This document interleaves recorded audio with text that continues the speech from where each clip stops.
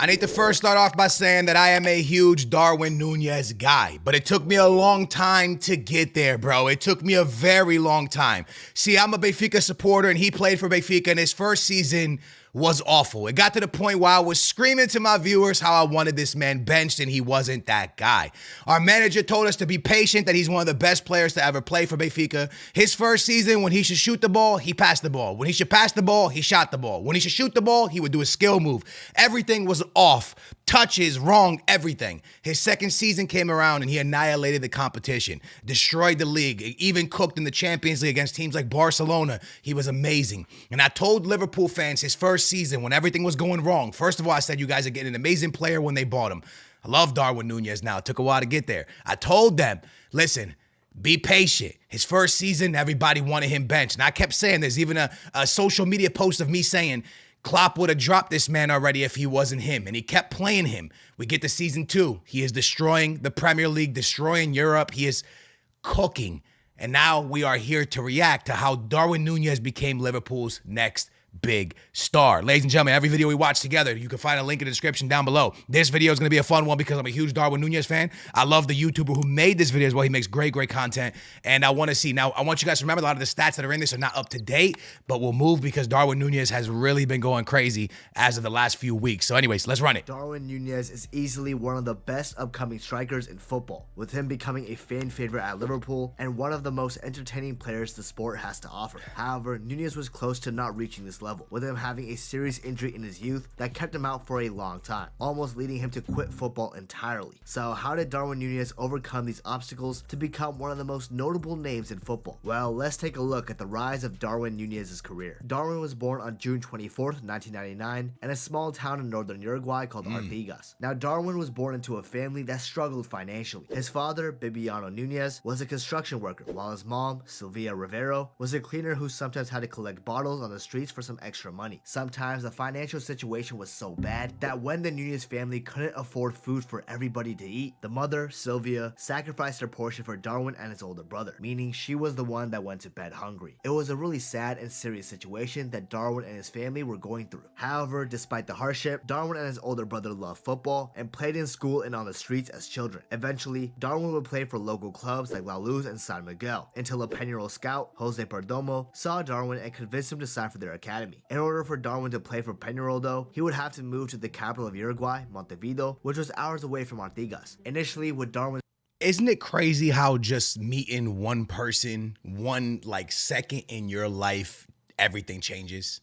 Darwin Núñez meets this guy that's a scout for a team that changes the whole direction of his life.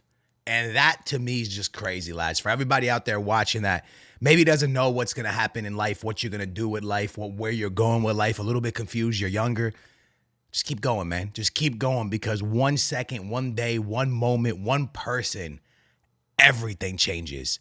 Everything changes, right? I'll be honest with you. I didn't know where my life was going. And then one day, YouTube and streaming, and next thing you know, everything's different. So keep going, man. Keep pushing. Struggling with homesickness, he returned back home to spend time with his family. However, a year later, with Darwin's older brother, Junior Núñez, signing for Penarol as well, Darwin went back to the capital to play for Penarol again. Throughout the youth ranks, Darwin Núñez was excelling and was easily one of Penarol's best players in the academy. So in late 2016, when Penarol's first team manager got sacked, Karuchet, the director of the Penarol Academy, was asked to take charge of the first team for the final few games of the season. In the games he was managing, Karuchet wanted to bring Darwin Núñez into the first team and give him his first minutes of first team football. However, Darwin Núñez did not want to go to the first team yet. The reason being, Darwin Núñez grew a strong bond with his under 23 teammates, and he wanted to stay and help to try to win the league title, something the Penarol under 23 team was close to achieving. Karuchet did not want to accept Núñez's rejection, but he reluctantly agreed, and Núñez stayed with the under 23s. However, this turned out to be a big mistake in hindsight. In an under 23 game, Núñez got the start against South America away from home on a pitch that wasn't in the best conditions. celebrations. In the Wow. game, Núñez went up for a I didn't know header, about this. which is common obviously, but when he landed back down, he landed awkwardly. His knee ended up buckling under the weight of his body, and he ended up tearing his anterior cruciate ligament, more commonly known as the ACL. With a serious injury I didn't like know this, that. Darwin Núñez needed surgery on his knee, and this was set to keep him out for almost a year. Khrouchtchev felt tremendous guilt, realizing that if he forced Núñez to play with the main team, this would have never happened. I didn't know about even that. at just 17 years old, Darwin Núñez had an unbreaking mentality, and he told Khrouchtchev that this is life and that he'll recover and keep on moving forward. Bro was sounding like Aaron Yeager. That's crazy.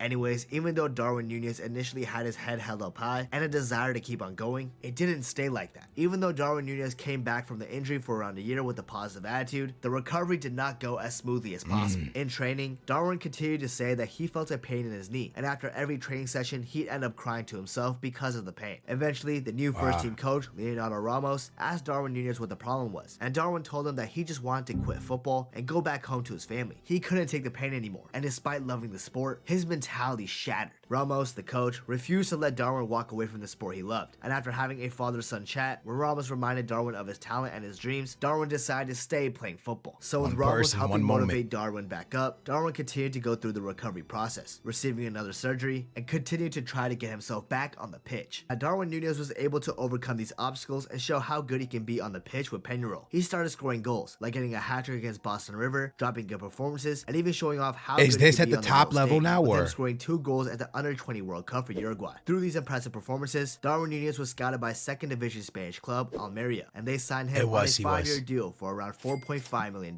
With this move, Darwin Núñez made enough money to get his family out of poverty, with him even telling his mother to find a bigger home, and even told Junior, his brother, to stop working as a police officer and he'll be the one helping him financially. Moving on to the footballing side of things though, Darwin Núñez was killing it for Almeria. Not initially though, with him actually only playing in 1 out of the first 9 games. After that though, Núñez got himself 16 goals and 3 assists in 32 games in La Liga 2, averaging a goal in every other game. These amazing performances had some top clubs taking notice of him, including the likes of Barcelona, with Luis Suarez trying to convince the Barca hierarchy to take a chance on him, and even Brighton Albion apparently. However, Benfica were the most interested, and paid a club record fee of 24 million euros for the player, with Núñez becoming the most expensive player for Benfica and in the Portuguese league. Additionally, this was Almeria's and La Liga 2's biggest transfer as well. Basically, Darwin Núñez was breaking all sorts of records with this transfer. Now, Darwin's first season with Benfica went decently. He got himself 14 goals and 12 assists in 24 games, playing a big part in helping Benfica to a 3rd place finish and securing qualification for the Champions League. There wasn't much else in the 2021 season for Núñez though. Getting third is terrible for Benfica. 2021, Darwin Núñez had another knee injury, which kept him out for the 2021 Copa America with Uruguay, and also led him to miss the first couple of games in the new 21-22 season with Benfica. However, after that, Darwin Núñez exploded on the scene. In the first month when he came back, he scored back-to-back braces against Santa Clara and Boa Vista in the Primera Liga, and because of this, he won the league's Player of the Month and Forward of the Month for September, winning these awards for the first time. Then in the Champions League, Núñez scored his first 2 Champions League goals in a 3-0 upset victory over Barcelona, securing himself man of the match. Then, a couple months later against B-Sad, he scored his first hat-trick in the league, and a couple weeks later against Famalicão, he got another hat-trick, becoming the 7th player ever to score back-to-back hat-tricks in the Primera Liga. In the second half of the season, Núñez scored the only goal away over Ajax in the Champions League round of 16, helping them secure a place in the quarterfinals. And then against B-Sad in the league again, he scored his 3rd hat-trick of the season. As we can see, Darwin Núñez improved tremendously from his first season at Benfica, like improving his finishing, staying behind the last defender, etc. And this was really put to show against his future club Liverpool. In the quarterfinals, Darwin scored 2 goals against the Reds, even though Benfica were later eliminated 6-4. Little did he know though, this great quarterfinal performance from Núñez would secure him a life-changing move. We probably should have known though. The hints were all there. I mean, Klopp literally said after the game that Núñez had a big career ahead of him. Klopp doesn't really praise another player unless he has his eye on him. Just saying. Overall though, in the 21-22 season, Darwin Núñez scored an astounding 34 goals and got 4 assists in 41 games. He was amazing. He almost had a goal contribution in every single game he played. Also, he went on to finish the season helping Benfica win the league, and also winning the Primera Liga top scorer award, and also being named in the team of the year and being the player of the year. Wow, these accolades are insane for a player as young as Darwin Núñez was. And with these incredible achievements, other top European clubs were taking a look at Núñez, and staying at Benfica was no longer a possibility. At the end though, it was Liverpool who got their man and secured a transfer for Núñez for 75 million euros with 25 million in add-ons, making him Liverpool's record transfer, beating out Van Dijk's transfer from a few years back. 100 mil Benfica's gonna make on this guy. His first season at Liverpool, please remember to subscribe to the channel. I'd really appreciate it and it means a lot, so thank you. And also if you guys can, please follow my Twitter and Instagram, both at Nabuto, if you just want to hear my thoughts on football games, transfers, and overall just to get to know me more. So if you want to, feel free to hit me up with that follow. Thank you. Back to topic, off the bat, it seemed like Núñez was going to hit the ground running, with him making his debut for Liverpool in the Community Shield game against Manchester City and scoring a goal to help deliver the trophy to the Reds in a 3-1 victory. Then in the first game of the Premier League campaign against Fulham, he scored a goal and got an assist in his league debut. However, things were going to take a turn for the worse, because in the second Premier League game ever against Crystal Palace, he let the Crystal Palace defender get into his head too much, so he headbutted him and got sent off for 3 straight games. I remember that. Now, Núñez's time at Liverpool for the 22-23 campaign was a mixed bag. He had great performances, scoring 2 goals in a 3-1 win against Southampton, scoring the only goal. It was like his first season at Benfica, up and down. An outrageous backheel goal against Real Madrid, even though we got clapped 7-2 on aggregate, but let's not talk about that. However, he did have some terrible moments, and moments where he missed some really easy chances that he should have scored. That happened at Benfica. The talent was there for Núñez, but he needed to improve in some areas of his game. Overall though, football fans hate on Núñez too much for his first season, because his stats weren't even that bad, with him getting 15 goals and 4 assists and 42 It's the same identical stats from Benfica. Someone's first season in the Premier League. Literally the same stats. stats. That Núñez was a work in progress. Very close. It was a little unfair to be too harsh on Núñez as well, considering Liverpool were struggling hard in the 22-23 campaign, with them finishing 5th. So was Benfica in his first season. Seems to be so a was much Benfica. better player from the season prior, besides that game against Luton Town, but let's not talk about that. Before the campaign started, Núñez was given the number 9, and he was proud to wear such a legendary number for the club, with many Liverpool fans liking how Núñez always showed the utmost respect for the club and how he was such an entertaining footballer. That's a beautiful jersey, man. Favorite, and all us Liverpool fans loved watching him play. However, initially, Klopp wasn't starting Núñez much, and he wasn't giving him any game time, with him only getting 24 minutes against Chelsea in the first game, and then only 4 minutes in the match versus Bournemouth after that. However, in the third game against Newcastle, it all changed. With Virgil van Dijk being sent off and Liverpool down 1-0, it was looking like a loss for the Reds. But in the 77th minute, Núñez was subbed on and absolutely carried Liverpool. He scored a well-placed finish in the 81st minute and did almost the exact same thing in the 3rd minute of added time, meaning Liverpool won 2-1, despite the comeback seeming to be impossible. This only fanned the flames of Núñez becoming a Liverpool fan favorite, with Núñez single-handedly securing all 3 points for the Reds in a very tough match. He went on to score more goals so far in the campaign as well, like against West Ham, Nottingham Forest. Remember, this video is not up to date right now, lads. This though, since Núñez purposely turned it into an assist because he saw Gravenberch in the reflection from the post. And of course, that screamer against Bournemouth in the Carabao Cup. Overall, in the 23-24 campaign, Núñez has 7 goals and 6 assists. Yeah, this is not up to date yet. And it's looking like he's going to play a big part in Liverpool's quest to glory this season. Overall, Núñez has already become a Liverpool fan favorite, and it's set to be the club's next biggest superstar, with his talent undeniably being there, but he just has to show it out consistently and not drop stinkers like he did against Luton Town. If Núñez does that, he will undoubtedly become one of the next best strikers in this football generation. I 100% believe in that. I'm a Núñez believer and I stand by it. Anyways, if you enjoyed this video, please remember I'm looking up the stats right now for Darwin Núñez for this season. I'm looking for them and I don't got them yet, but I want to get them in a minute. Hold on, give me 1 second.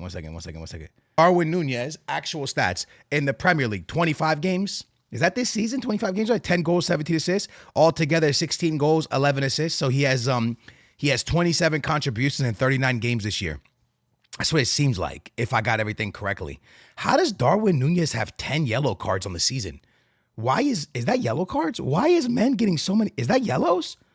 Yo, it is. Why does he have so many yellow cards? 10 yellow cards in 36 games seems like a lot. Anyways, guys, Darwin Núñez, man. He played 85 games for Benfica and scored 46 goals and 16 assists altogether. For Liverpool, he's already played 81 games and has 31 goals and 15 assists. So if you look at this guy's time at clubs, his stats are identical.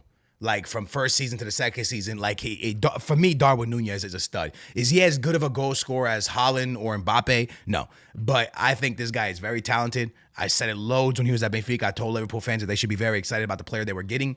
And now you guys are starting to see what I saw season 2 at Benfica. So hopefully Darwin Núñez keeps excelling, keeps going to the moon, because I am a big, big Darwin Núñez supporter. I hope you guys enjoyed today's video. Again, the video that we just reacted to was an amazing video. If you guys want to check it out, a link will be in the description down below as always. Thank you guys for the support you give my channel. Make sure to hit that big thumbs up and subscribe. And Darwin Núñez is that guy. Don't you ever forget it. See you next time. Bye, guys.